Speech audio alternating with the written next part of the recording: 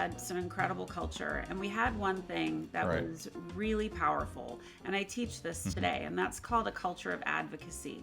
And I don't know that IBM ever named it that, but I named it that. And what that really was, it's different than mentorship. You know, mentorship is hit or miss. You could have somebody that you really like for that one call, and you have all good intentions to talk next quarter, and it just doesn't happen. It falls off the calendar. You just lose sight of each other. But advocacy is different. Advocacy is saying, I'm going to open myself up to people to do executive interviews. This is at, an executive level, and allowing someone to come and meet with them, who's maybe not in their reporting chain, maybe in another part of the business, but they've been inspired by that leader, and they say, hey, can I have 30 minutes? Yeah, sure. So what this has done for me has resulted in 3 different roles and enormously huge career steps for me. And one of the situations was someone said, Lindsay, you need to go and meet with this woman, Melinda. She's hiring. She's great. I think she'll really love you. And so I met her, and she said, tell me your story. What do you do? What are you good at? And so I got to tell her, and I said, based on what you heard, do you have anything? She goes, Lindsay, I loved what I heard. I have 5 things. And I said, well, I don't need 5 things. I just need 1 thing. And she goes, well, I'm going to tell you the 5 and you can pick. I mean, Wink, had I not had that call, I wouldn't have had that opportunity. And it's not difficult. It's just managing your time. And it's telling, people, we're not going to abuse this. Like, let's be very purposeful, intentional when we do this.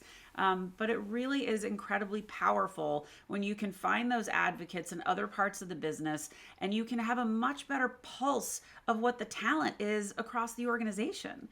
So it's really powerful stuff. I come from a long IBM legacy. So my family put in well over 100 years at IBM. And so my father was there, my father-in-law was there, my husband, my mother-in-law.